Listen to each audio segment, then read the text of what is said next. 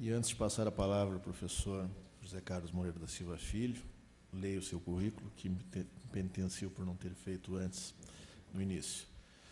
O professor doutor José Carlos Moreira da Silva Filho é doutor em Direito das Relações Sociais pela Universidade Federal do Paraná, mestre em Teoria e Filosofia do Direito pela Universidade Federal de Santa Catarina, bacharel em Direito pela UNB, Universidade de Brasília, professor da Faculdade de Direito da PUC, tanto na graduação quanto no programa de pós-graduação em Ciências Criminais, nos cursos de mestrado e doutorado, é bolsista Produtividade Nível 2 do CNPq, conselheiro e vice-presidente da Comissão de Anistia do Ministério da Justiça, coordenador do Grupo de Estudos CNPq Direito à Verdade e à Memória e Justiça de Transição, fundador e membro do Grupo de Estudos sobre Internacionalização do Direito e Justiça de Transição, autor de livros, artigos e conferencista. O tema de sua palestra será Shoah, Memória e Direitos Humanos. De imediato, passo-lhe a palavra. Obrigado. Uma boa tarde para todos e para todas. Gostaria, primeiramente, de dizer que estou muito feliz de poder estar aqui. Quero agradecer imensamente ao afetuoso convite que me foi feito para que, mais uma vez, eu pudesse participar desse evento maravilhoso que acontece periodicamente sobre a jornada do Holocausto, voltada para o ensino no nosso Estado. E quero fazer esse agradecimento na pessoa do meu querido Vremir Sklir, que é meu colega também, na PUC, e que com tanto afeto, delicadeza, sagacidade, fez esse convite para mim. Assim como também eu pude participar na 4ª jornada, que aconteceu no ano de 2013, lá na Hebraica, e foi uma experiência maravilhosa, fantástica. Não só por conhecer tantas pessoas comprometidas com o tema da memória e com a importância disso ser o nosso ponto central na vida, mas também porque eu tive a oportunidade de ouvir testemunhos de sobreviventes. E uma das coisas que eu vou pontuar na minha fala, pego aqui emprestada uma frase do também já citado pelo professor Ricardo Tim, filósofo Reis Mate. Ele disse: as vítimas não são o preço da paz, elas são o sujeito da paz. É a partir da memória dessas pessoas que passaram por violações concretas nos seus direitos, nas suas condições, na sua integridade mais básica, é que nós aí realmente aprendemos alguma coisa. E conseguimos ter uma noção do que significa uma sociedade que instrumentaliza as suas instituições, os seus grupos, as suas sociedades, as suas organizações de um modo geral, para perpetrar a violação da integridade dos seus compatriotas, de outras pessoas. Nós não vamos aprender muito se nós nos entretermos com conceitos, se nós lermos livros apenas e ouvirmos a aula de algum professor sobre o sentido dessa expressão direitos humanos, ou ainda o sentido sobre a expressão da dignidade da pessoa humana. Nós vamos aprender muito mais conhecendo a história daqueles que tiveram a sua dignidade violada. Porque talvez nós nunca tenhamos visto, andando por aí, uma pessoa com todos os atributos que se costumam atribuir à dignidade que todo ser humano deve ter, com todos os seus direitos, com todas as suas facetas, com todas as suas possibilidades. Talvez não exista ninguém que consiga usufruir e ser reconhecido dessa forma em todos os lugares que vá. Mas o que nós conhecemos é exatamente a experiência inversa. Infelizmente, não faltam exemplos. Exemplos daquilo que a Hannah Arendt chamou de refúgio humano. Tá? Exemplos reais, concretos. Temos muito mais a aprender se nós olharmos para esses fatos, nos sensibilizarmos. Essa é a importância que a palavra memória tem, porque a palavra memória, ela traz uma afetação, ela traz a sensibilidade, ela traz as experiências que alguém viveu. E ao essa memória ser apresentada, quem ouve passa a ser também um testemunho daquele testemunho, passa a se sentir responsável com aquilo, se sensibiliza. E essa sensibilidade é o principal ingrediente de mobilização ética e política na sociedade. E isso foi o que esse grande pensador, citado pelo professor Ricardo, disse. Walter Benjamin. Ele trabalhou boa parte do seu esforço pessoal, teórico, emotivo, para demonstrar a importância da memória. E, ao fazer isso, ele foi nas bases da civilização moderna, ou ele tentou trazer e identificar um outro lado da modernidade que nós até hoje insistimos em negar ou em ter dificuldades de enxergar. Quando nós apresentamos massacres, genocídios, crimes contra a humanidade, violações maciças de direitos praticadas por estados, por exércitos, por organizações sociais, quando nós insistimos em dizer que isto é uma exceção, que isto é alguma coisa que saiu do controle, é um efeito colateral, é um acidente de percurso que foi produzido por seres de outro planeta, por pessoas inumanas. Quando dizemos que isso não é humano, quando dizemos que não foram seres humanos que praticaram esses atos, quando achamos que basta, em algum momento, reconhecer a existência de um massacre desses para que nós já estejamos quites com a sua realização. Que agora podemos seguir em frente. Que quem vier daqui para frente retomar esse tema, falar nisso, dar vazão a essa demanda de justiça, que é a própria razão do tempo, que essa pessoa é uma pessoa incômoda, é uma pessoa revanchista, é uma pessoa mórbida, que quer estragar o nosso bom humor, o nosso alto astral, né, que é pessimista, que está perdendo tempo pensando nas gerações que já se foram, enquanto temos aí toda uma juventude que está nascendo, que está crescendo, e temos que pensar para frente, né? Virar a página. Existem várias versões desse pensamento, desse estado de espírito. E esse é o estado de espírito que caracteriza fortemente a modernidade em todos os seus espaços. E, sem dúvida, um dos mais intensos é o espaço da educação, em todos os seus níveis, inclusive da produção do conhecimento científico. E foi aí que Walter Benjamin botou o seu dedo, né? E identificou essa anomalia, esse problema, tanto em movimentos políticos de direita quanto de esquerda. Identificou uma característica que é epocal, que é o fato de nós nos entretermos com a ideia de que podemos pensar no futuro a partir de um lugar absoluto, neutro, e que esse pensar o futuro significa mirar o progresso. O progresso. Ou seja, nós já ouvimos em muitos lugares essa frase: não se faz uma omelete sem quebrar alguns ovos, né? Não conseguimos grandes ganhos sem algum sacrifício. Esses sacrifícios, esses ovos que são quebrados, essas flores que são pisadas no meio do caminho, isso tudo vai sendo minimizado, vai sendo invisibilizado no seu significado único, que é a experiência daquela pessoa que foi descartada. Essa experiência não interessa.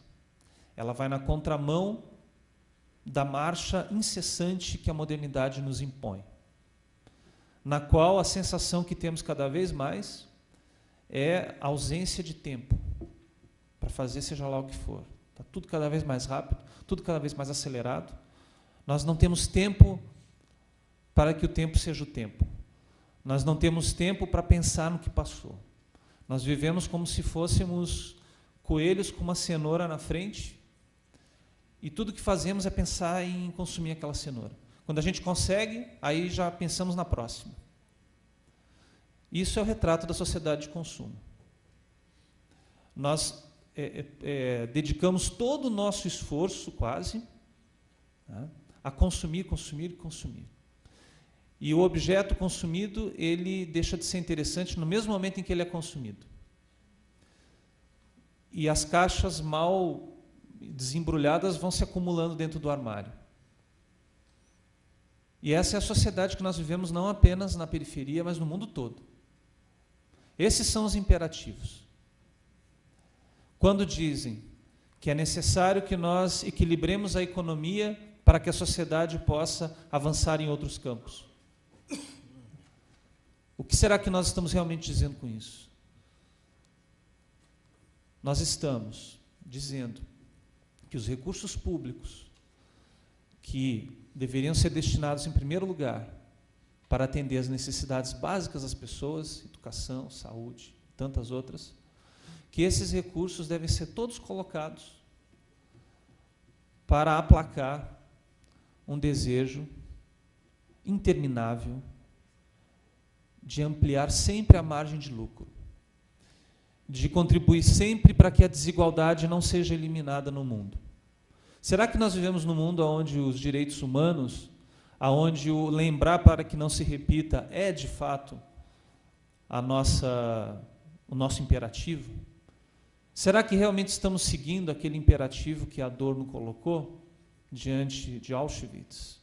Ele disse, Hitler nos colocou um novo imperativo categórico, que nós devemos guiar e orientar as nossas ações, o nosso pensamento, a nossa sociedade, para que Auschwitz jamais se repita novamente. É isso que nós estamos fazendo? Eu digo nós, não, obviamente, nós que estamos aqui, porque nós estamos fazendo algo por isso sim. Né? Por isso que esse evento é um verdadeiro oásis nesse contexto complicado que não só o Brasil vive hoje, mas o mundo todo vive, e a América Latina de um modo geral. Para citar um pouco a orquestra que se apresentou aqui, para lá desse quintal, né, é uma noite que não tem mais fim.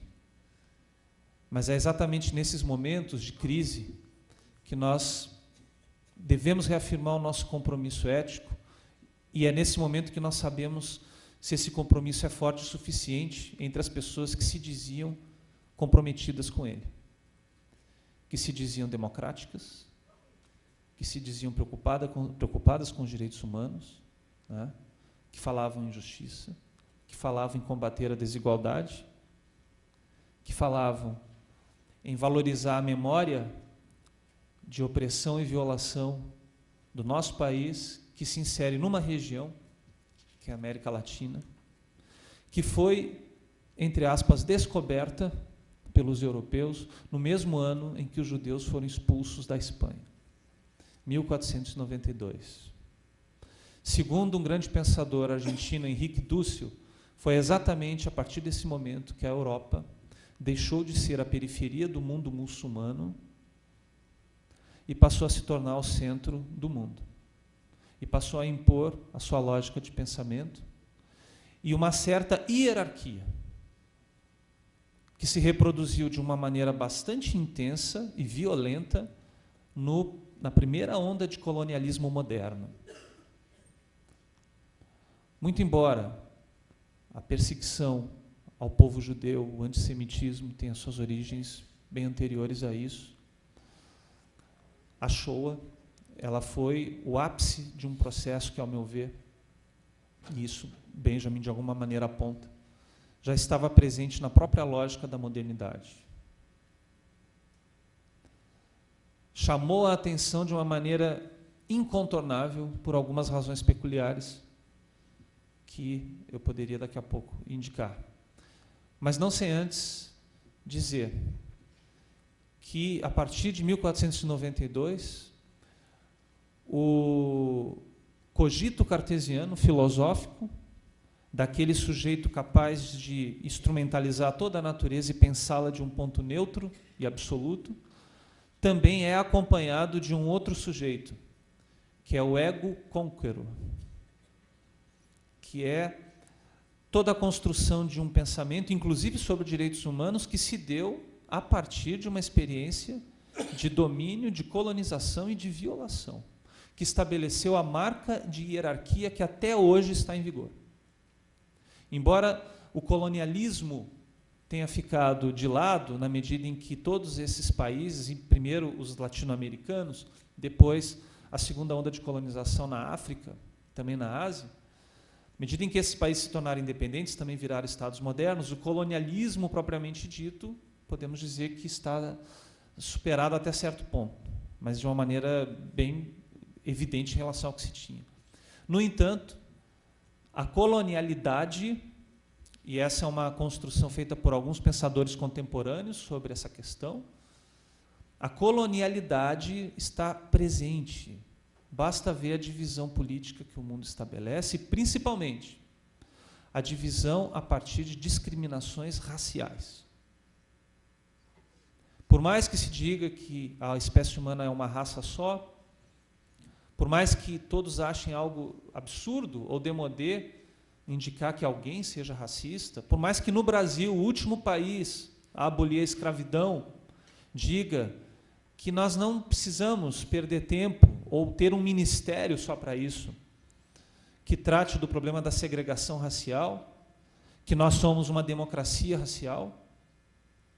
Por mais que nós contemplemos isto, se nós olharmos com mais cautela, nós vamos ver que essa divisão hierárquica está muito forte, não só aqui, mas no mundo todo, envolvendo os povos do Oriente Médio, a África e, claro, a Europa e aquilo que pode se assemelhar ao que ela representa no topo. Essa divisão se reproduz dentro das sociedades periféricas, inclusive. E ela é a base sobre a qual os massacres e genocídios vêm se acumulando na história moderna. A Shoah foi o ápice disto. Em primeiro lugar, pela sua intensidade. Em segundo lugar, porque fez uso de uma maneira explícita de todo um instrumental, de toda uma racionalidade tipicamente moderna, quase que um fordismo da morte. Uma linha de montagem na qual as pessoas eram eliminadas como moscas e a sua memória era destruída. Tudo que se poderia a ela referir. E, em terceiro lugar, porque aconteceu no coração da Europa ilustrada, na qual toda a teoria emancipatória havia sido gerada, na qual todos os modelos políticos e jurídicos que presumem-se que por si só nos levam ao progresso, nos levam à paz e nos levam à superação, foram construídos e, durante o nazismo, utilizados para aquela prática. Semana passada, nós tivemos 81 anos das leis de Nuremberg. Cerca de 80% do povo judeu, a nacionalidade alemã naquela época, mais ou menos.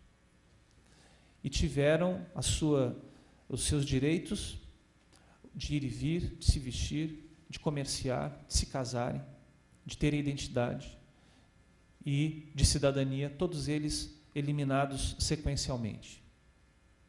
No início ninguém acreditava. Mas aos poucos os fascistas foram assumindo cada vez mais espaço. E escolheram um bode expiatório para os seus problemas, oriundos da Primeira Grande Guerra. Talvez isso a gente tenha que aprender, mas parece que não aprendemos. Em qualquer sociedade, quando nós reduzimos um grande grupo de pessoas a uma única característica, e ainda por cima tida de um modo pejorativo, de um modo negativo, nós, ao fazermos isso, já estamos acabando com a humanidade dessas pessoas. Porque ninguém é apenas uma coisa. E mesmo essa única coisa, que esse alguém possa ser reconhecido por tal, se expressa de diferentes modos. E é sempre plural, é sempre diverso, é sempre rico. Quando nós reduzimos as pessoas a uma característica considerada ruim, negativa, associada ao demônio, associada à violação dos valores da família, associada seja lá o que for, e esse estigma atingiu na história da modernidade não apenas o povo judeu, mas os africanos e seus descendentes, os comunistas, os subversivos, os católicos, os protestantes. Os rótulos estão por aí. Quando a gente começa a viver um ambiente de fascismo societal, para usar a expressão do Boaventura de Souza Santos, no qual vários espaços da sociedade começam a formigar e a dizer, é tudo culpa dessa pessoa porque ela é não sei o quê.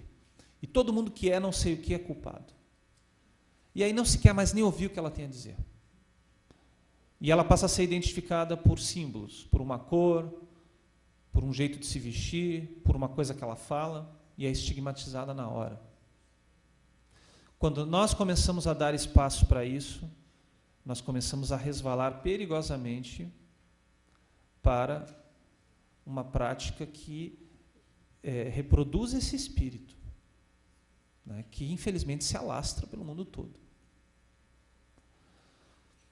A experiência dos perseguidos pelo nazismo, quando não tinham nenhum... Primeiro, Hitler tomou todo o cuidado para que eles não tivessem mais cidadania, para que não fossem mais sujeitos de direito em nenhum país. E naquela época não se tinha uma organização internacional como hoje se tem, não que hoje resolva, pelo contrário, tem uma série de dificuldades e de problemas, mas nós temos tribunais internacionais, tratados internacionais de direitos humanos, existe a ONU, existem vários órgãos, vários lugares aonde recorrer. Naquela época nem isso havia. E isso gerou uma situação que a Hannah Arendt descreveu tão bem no seu livro Origens do Totalitarismo. Alguém que não era dos Estados Unidos, não era da Alemanha, não era do Brasil, não era da União Soviética, não era de lugar nenhum. Só era o quê? Humano. No entanto, o fato de ser humano não adiantava nada. Os direitos humanos não podem ser para quem é só humano. Os direitos humanos só podem ser para quem é reconhecido por algum Estado soberano, porque a sociedade moderna ela se caracteriza por isso, por ser dividida em Estados soberanos. Se você não é nacional de nenhum Estado, se você não tem papéis, não tem documento, não tem passaporte, não tem nada, como hoje, dramaticamente, tantas pessoas vivem essa experiência, você não é nada. É um refúgio. Com você podem fazer o que quiserem. Infelizmente, apátridas, refugiados, só tem aumentado no mundo. Talvez o nazismo tenha sido a experiência, em termos de intensidade e quantidade, que em menos tempo produziu tantas pessoas sem nacionalidade. Mas esse número está aumentando, só aumenta, infelizmente.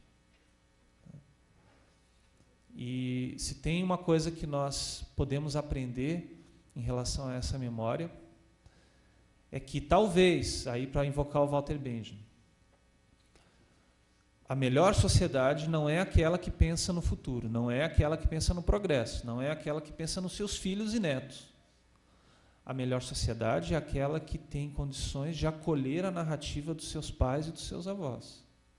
É aquela que olha para trás, para não esquecer, para não repetir, aquela que tem o cuidado. Porque desumanizar é muito fácil, a gente não se importa, a gente não está nem aí. E pode fazer o que quiser que eu não quero nem saber. Agora, ser humano dá muito trabalho. Mas é isso que nos dá sentido. Porque aí a gente tem que acolher, a gente tem que ouvir, a gente tem que se envolver, a gente tem que sofrer junto, a gente tem que chorar.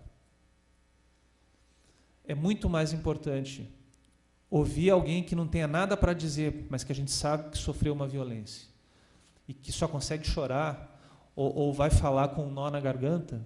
Essa experiência vale muito mais do que ler alguém que descreve o que alguém falou ou o que alguém viveu. E é isso que falta.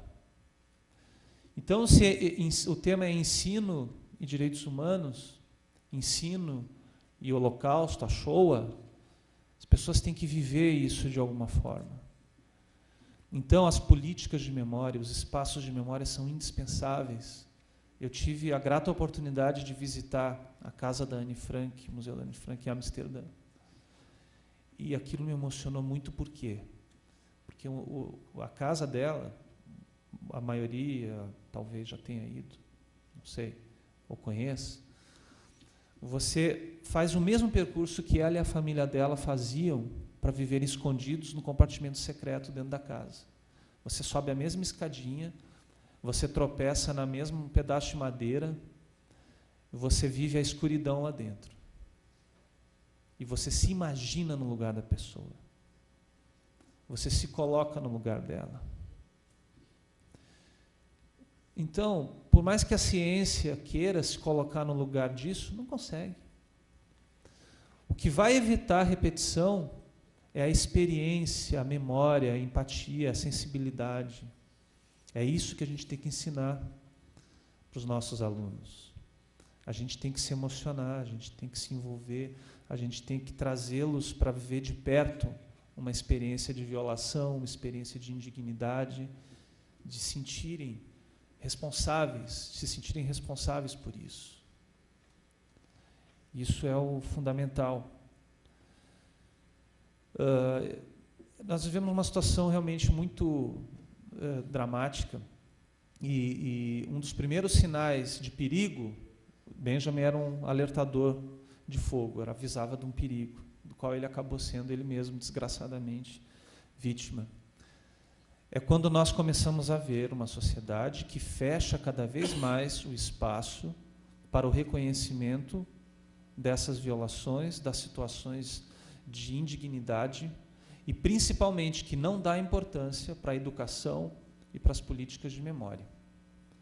Uma sociedade que começa a mirar isso, e por isso que toda sociedade que não tem legitimidade, todo governo que não tem legitimidade, todo governo que quer impor uma pauta que coloca em segundo lugar os direitos humanos e a construção de uma sociedade saudável, e, em primeiro lugar, atender os interesses de poucos, que já tem muito, toda sociedade que faz isso sem debate, sem discussão, impondo goela abaixo, com aparências de legalidade só porque grupos de funcionários públicos estão ali assinando embaixo, sem nenhuma participação social, e funcionários que não têm nenhuma legitimidade democrática. Quando uma sociedade começa a ir para esse caminho, a gente começa a reproduzir aquilo que o Benjamin disse dos soldados que voltaram da Primeira Guerra. Ele, no seu texto chamado O Narrador, ele diz: os soldados que voltaram da Primeira Guerra voltaram mudos do campo de batalha. O que ele quer dizer com isso? Que, para quem que eles iam contar aquela experiência deles? Aquele horror que eles viram e do qual eles foram partícipes? Em que espaço social iria acolher isso? Se as pessoas negam, se as pessoas acham que isso não é importante, se não há espaços de memória, se não há espaços de educação, se é muito mais fácil negar. É muito fácil destruir, mas construir exige dedicação, exige esforço, exige união, exige envolvimento e sensibilidade. E eu acho que esse é o nosso desafio. A memória é o assunto mais atual que existe. Ela é fundamental. E não é à toa que nesse texto Benjamin diz que a narração é um gênero em declínio, em extinção, e no seu lugar se coloca o quê? A informação. Informação é instantânea, não é conectada com ninguém, é impessoal, e de um dia para o outro ela já se torna velha. E as pessoas hoje se guiam por essa, entre aspas, informação. Então, aquilo que é relatado num breve espaço, de uma maneira protocolar, sem a dimensão humana que deveria ter, é aceito como a única narrativa da realidade. Qualquer outra coisa não existe. E é curioso que nós estejamos vivendo isso numa época com tanta tecnologia relacionada à informação. Talvez seja por isso, porque está relacionada à informação e não à narração. Porque a narração, o mais importante dela não é a moral da história, não é a lógica, não é o fim. O importante da narração é a experiência que ela transmite. É a capacidade de se comunicar, de se conectar com a outra pessoa, de receber das mãos dos avós, dos pais, aquela história, aquela sabedoria de vida, e se reconhecer nela. Né? Aí sim a pessoa tem uma identidade, tem uma densidade, é humana, pertence à sua sociedade, pertence à sua história. Então nós vivemos agora momentos muito difíceis sobre esse ponto de vista. E nós temos que, cada vez com maior tenacidade, nos apegarmos a isso que nós conseguimos construir no Brasil, por exemplo, nesses 20 anos de Constituição de 88 para cá. A árvore dos direitos humanos, vou fazer uma analogia com a árvore da Anne Frank, aquele castanheiro da Índia, no qual ela fala no seu diário, tão bonito.